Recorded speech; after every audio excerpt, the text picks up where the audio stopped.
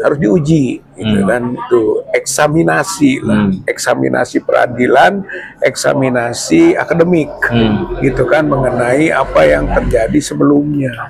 Itu saya kira menjadi tanggung jawab publik, baik sosial, politik maupun hukum.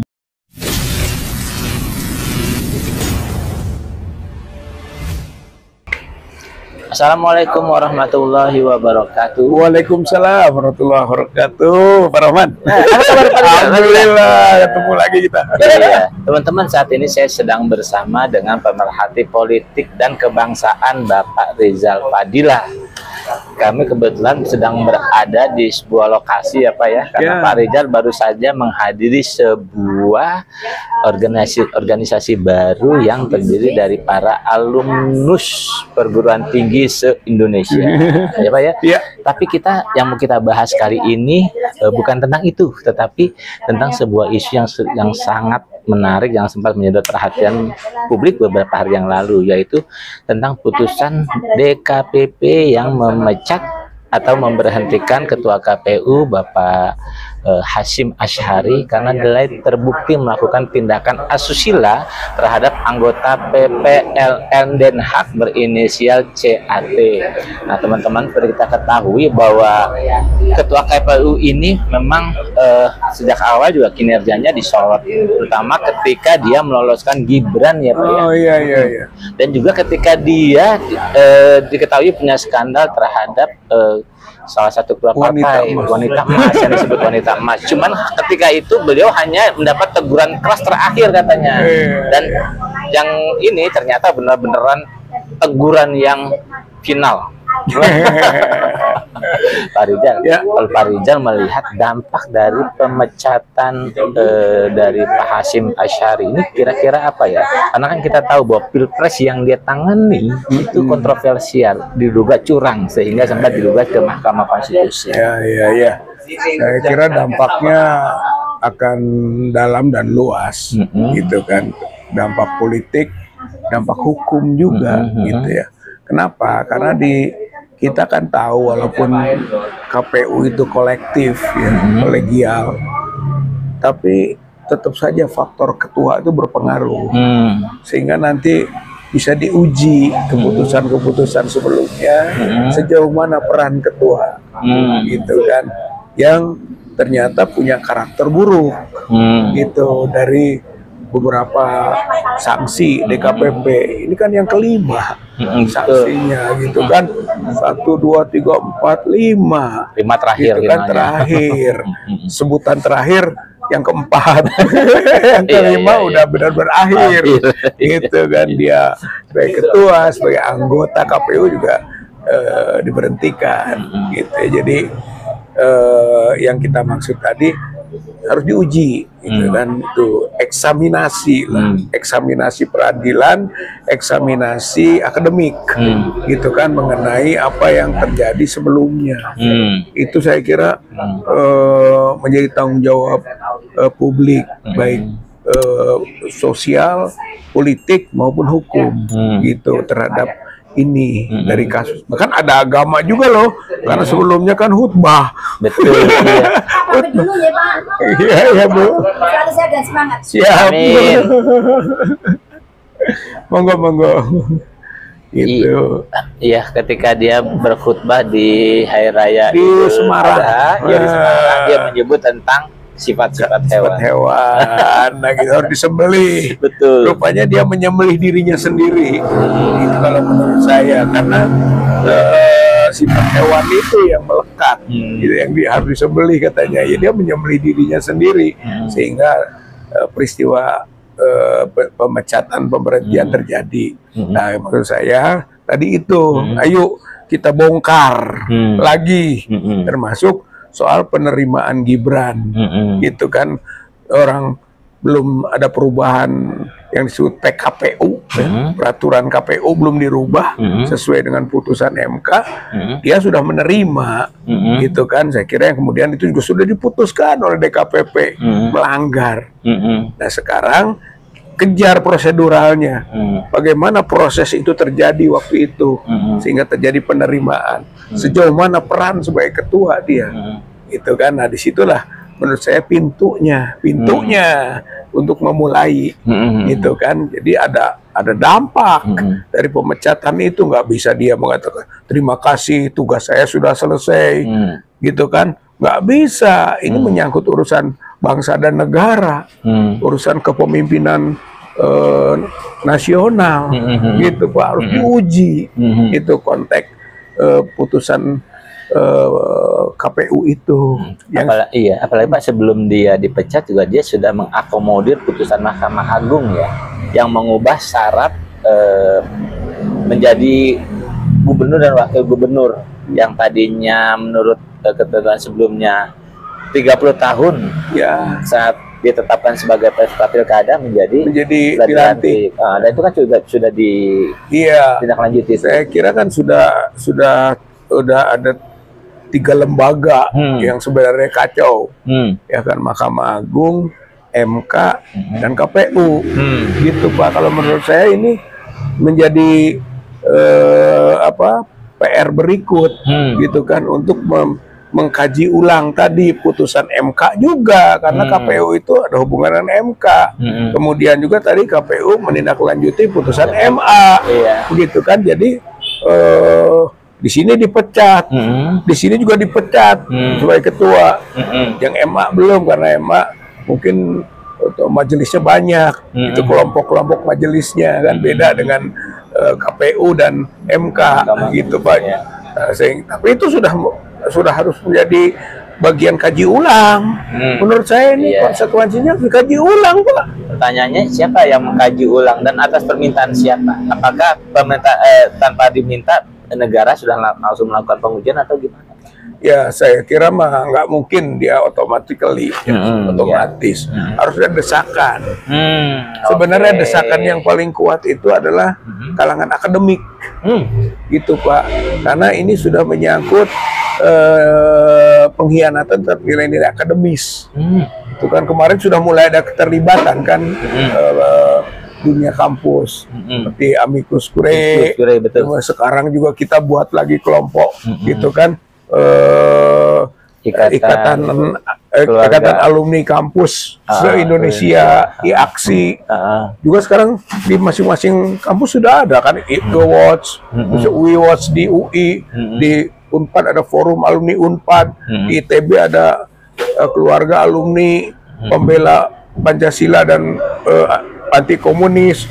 Artinya ada kelompok-kelompok pemerhati, sekaligus juga kelompok-kelompok punya kepedulian tinggi terhadap permasalahan bangsa dan negara. Itu nanti diajukannya pakai siapa Pak, permintaan ujinya itu? Ya kalau eksaminasi di kampus kan hanya untuk menciptakan kajian akademik, gitu kan. Itu bisa disalurkan ke lembaga-lembaga mungkin politik, misalnya hak angket yang sekarang mati, gitu kan, bisa hidup lagi. Bisa Pak, itu lembaga politik, gitu kan, bisa melihat begini keputusan KPU begitu, gitu kan, dia bisa saja partai-partai politik melakukan upaya itu, bahwa ini harus dilakukan penyelidikan politik, angket itu diselidiki lagi dong, gitu. Bisa kalau ada kemauan masalahnya, tapi eksaminasinya harus dimulai, gitu ya. Kalau ke masalah hukum, bisa saja kan nanti ada novum misalnya, gitu Pak, temuan-temuan yang bisa mempengaruhi terhadap keputusan hukum. Saya kira kan dalam makna hukum kita itu tidak hanya hukum yang tertulis, hukum tidak tertulis juga nilai-nilai hukum juga, gitu kan. Saya kira kalau kita memperluas ruang hukum, maka akan sampai gitu bahwa ini cacat etika, cacat moral, cacat prosedural, dan cacat hukum. Iya, Pak, saya ingat nih petisi 100 termasuk Bapak di dalamnya, pernah melaporkan Pak Jokowi, Gibran, terus kemudian istrinya Pak Jokowi, Iriana. terus Iriana tuh sama Anwar Usman Anwar ke Usman. Mabes Polri dengan tujuan dengan alasan karena terbitnya putusan buat Gibran, putusan nomor 90 adalah KKN gitu ya. Nah, kan kemudian putusan itu ditindaklanjuti oleh KPU. Artinya diduga juga ada kemungkinan KKN juga di KPU.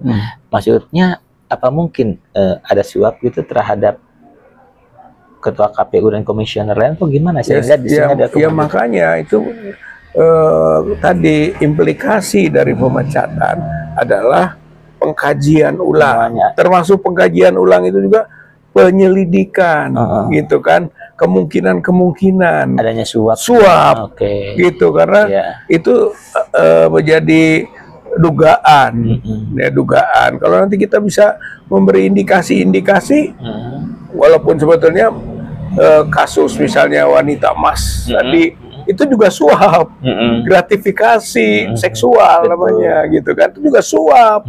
Suap tuh nggak selalu bentuk uang, gitu kan. Nah, apakah juga kaitan dengan soal kasus CAT ini ya, Cindra Aditi, apa tuh Teja Kinkin, gitu kan, itu bagian dari suap juga.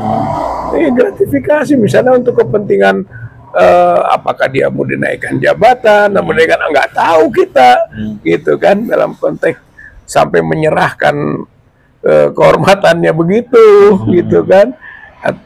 Itu perlu diuji menurut saya, gitu Pak. Tapi kalau dibawa ke ruang hukum berikut, kasus KPU berhubungan dengan nepotisme, gitu kan. Kasus Usman berhubungan dengan nepotisme, maka bisa saja masuk lagi nanti pengaduan baru soal Hasyim Asy'ari dilaporkan ke Bareskrim. Konsekuensinya apa itu kalau misalnya nanti terbukti?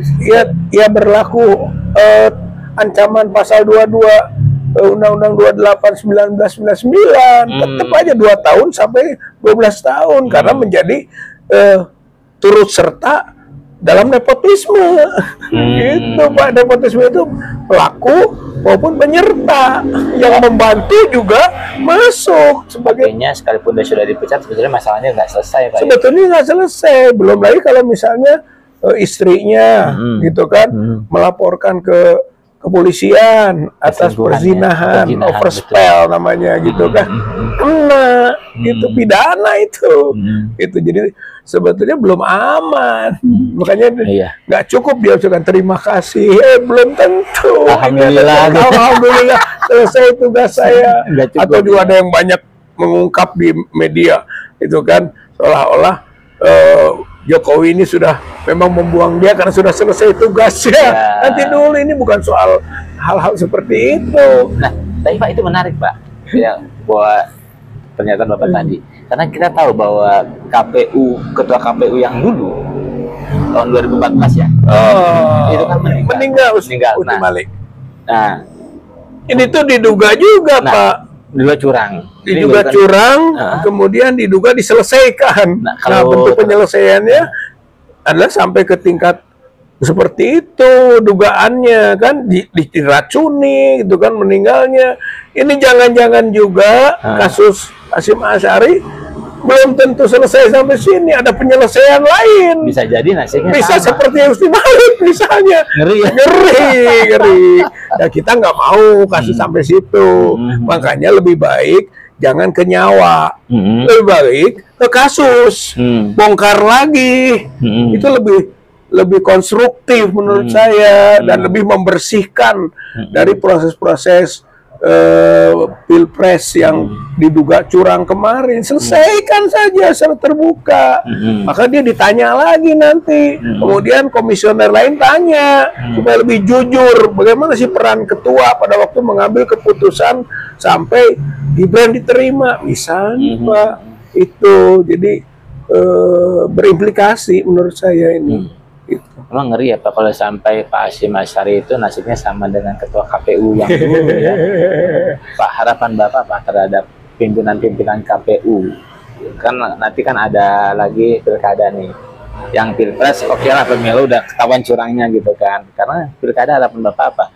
Biar nggak terjadi lagi nih kasus Hasyim Asy'ari yang selanjutnya gitu. Iya, ya kalau menurut saya Hasyim Asy'arinya nggak boleh diselesaikan secara administratif saja, berhenti saja ke hukum sampai ke proses yang mungkin kalau ada indikasi kriminalnya ya disidik gitu kan, kalau perlu ya diproses hukum sampai kepada proses peradilannya supaya gitu kan. Itu semua KPU, bukan hanya ketua, nanti komisioner lain juga mulai membersihkan diri, Pak.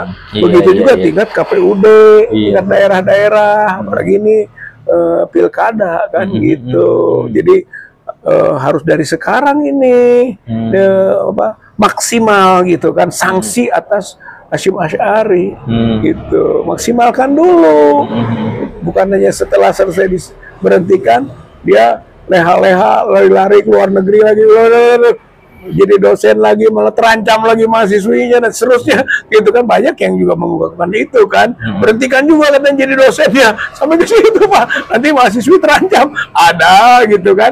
Itu kan karena karakter, betul, gitu yang dibaca gitu kan, kebiasaan yang bisa berakibat Pak. Iya. Pak, Bapak kan ini juga nih sarjana hukum juga nih, praktisi hukum malah. Putusan DKPP itu kan jelas mengindikasikan adanya perzinahan. Itu masuknya delik pidana apa sih?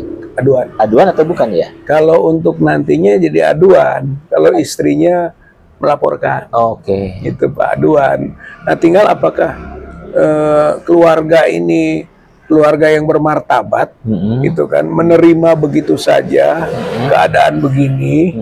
Itu kan hal yang biasa, seorang kepala rumah tangga melakukan untuk 2 kasus di instansi, gitu kan, wanita emas dan wanita tembaga ini, wanita promo apa ya?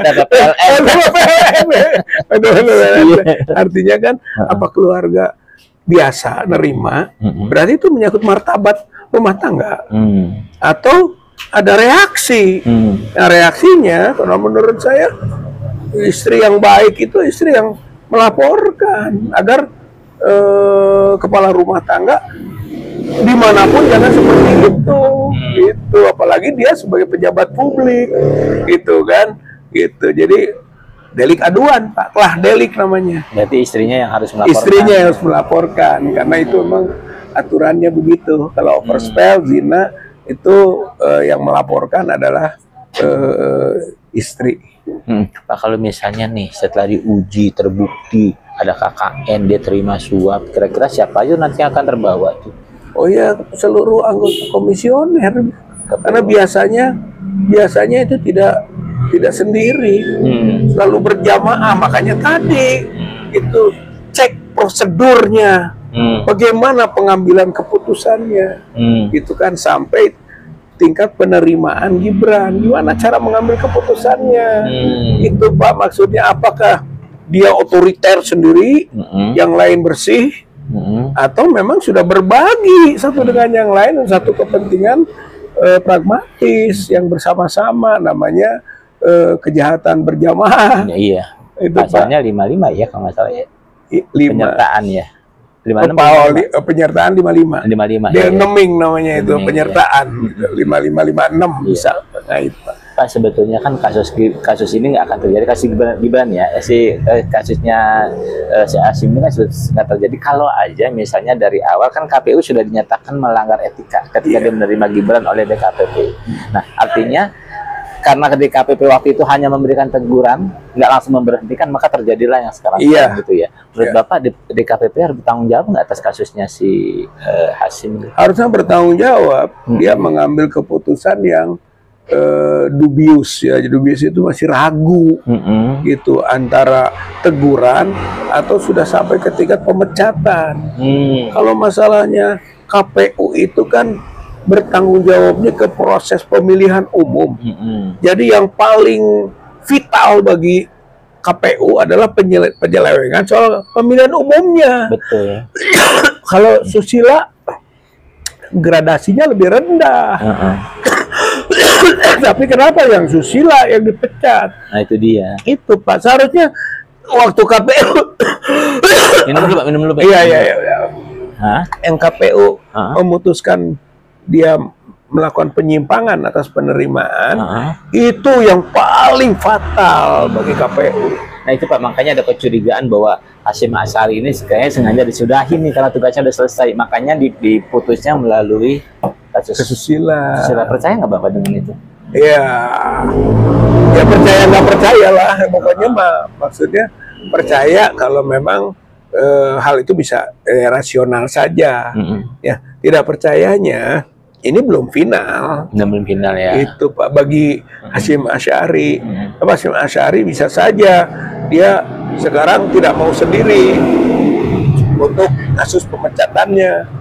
Dia kan bersama-sama. Atau yang lain nanti membuka pengakuan-pengakuan. Iya sih Pak. Memang jadi pertanyaan kita itu kenapa orang pejabat publik seperti dia gitu ya kok bisa melakukan hal-hal yang kayak gitu? Kenapa kayaknya longgar banget terhadap dia gitu? Sanksinya gitu ya kan? Ya karena memang sejak awal penetapan sebagai ketua tentu ada maksud. Nah, sudah menjadi ini susahnya kita itu Pak. Jadi kalau presiden menginginkan satu target misi tertentu, dia tentu cari orang. Gitu. Jadi ketika terjadi sesuatu dia proteksi. Sampai kemana nih? Taruhlah tadi publik membacanya sampai Gibran lolos.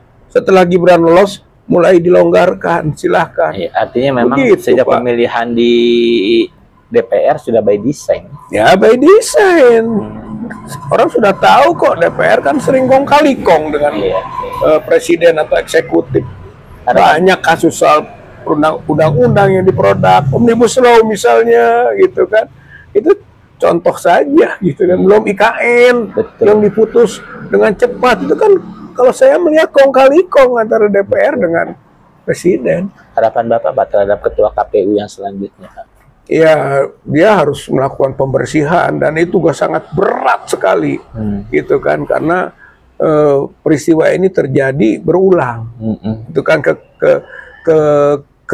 ketidak konsistenan KPU terhadap tugas dan fungsinya itu berulang 2014, 2019 sampai 2024. Berarti si tugas sekarang ketua KPU baru ini berat sekali. Gitu. Dan dia harus melakukan penataan kolektif, Pak. Karena bukan sendiri. Kemarin pasti dibangun kejahatan berjamaah. Begitu, Pak. Ini juga si pimpinan baru ini mampu nggak? Gitu, karena kan? dia harus mempertahankan demokrasi yang sudah dirusak. Rusak. Jadi istilahnya ini sudah rusak, KPU-nya rusak, gitu kan. Kemudian juga mempengaruhi terhadap para kerjanya para komisioner. Iya. Nah teman-teman, memang apa yang dilakukan oleh Pak Hasyim Asy'ari itu fatal ya Pak ya? Sebetulnya fatal dia, karena fatal, itu sudah kan? masa sudah 5 kali, Pak. Betul. Bukan soal susilanya saja, gitu kan? Ini soal proses-proses sebelumnya 5 kali melakukan pelanggaran etik, pelanggaran moral. Sebenarnya kesananya yang dituntut pelanggaran prosedural, dan etika dan moral itu adalah jiwanya hukum, Pak. Hukum itu nggak boleh bebas moral, bebas etik. Ini yang seperti dikesankan begitu. Secara etik iya melanggar, secara hukum tidak. Gitu kan. Itu namanya law without justice juga. Hukum tanpa keadilan. Karena keadilan itu aspeknya filosofis. Filosofis itu etik dan moral. Gitu, Pak. Teman-teman semua, memang negara kita ini sedang sangat bahaya ya, parah banget. Karena penyelenggara pemilu pun mentalnya kayak gitu, moralnya kayak gitu ya. Dan kita akhirnya diberi wakil presiden yang yang begitu juga. Yang begitu. Nah, kita berharap ke depan DPR juga dalam memilih komisioner KPU itu lebih mengedepankan kapasitas, kualitas, apa namanya itu? Integritas, sehingga bisa menghasilkan komisioner KPU yang bagus dalam menjalankan tugas dan fungsinya, sehingga kita juga akan mendapatkan pemimpin-pemimpin yang memang qualified sesuai kebutuhan kita, ya Pak ya? Iya, kalau belajar dari 2000 berapa ya pertama kali adakan setelah reformasi, KPU itu kan unsur-unsurnya dari partai politik, Pak. Iya, betul. Jadi saling kontrol. Betul. Gitu. Bukan independen namanya, tapi personnya adalah sudah didesain, orang-orangnya itu titipan-titipan gitu, titipan-titipan kepentingan gitu kan, maka nggak akan independen. Apakah nggak kita kembalikan lagi KPU, Pak? Gitu kan, terdiri dari unsur-unsur partai politik. Itu lebih baik menurut saya dibanding independen yang sebenarnya hanya manipulatif sifatnya, atau sekurang-kurangnya Bawaslu-nya ada unsur-unsur partai politik, Pak, sehingga pengawasannya menjadi benar-benar. Nggak saya sekarang Bawaslu dan KPU sama saja. Dan akhirnya begini. Iya. Terima kasih banget. Siap, sama-sama ya. Oke, teman-teman, kita akhiri perbincangan yang menarik ini, dan kita juga berharap ya adanya uji itu ya Pak ya. Uji dan juga adanya eksaminasi untuk memperbaiki apa yang sudah rusak gitu ya Pak. Benar Pak. Iya. Ya teman-teman, kita bertemu lagi pada podcast selanjutnya. Assalamualaikum warahmatullahi wabarakatuh. Waalaikumsalam warahmatullahi wabarakatuh.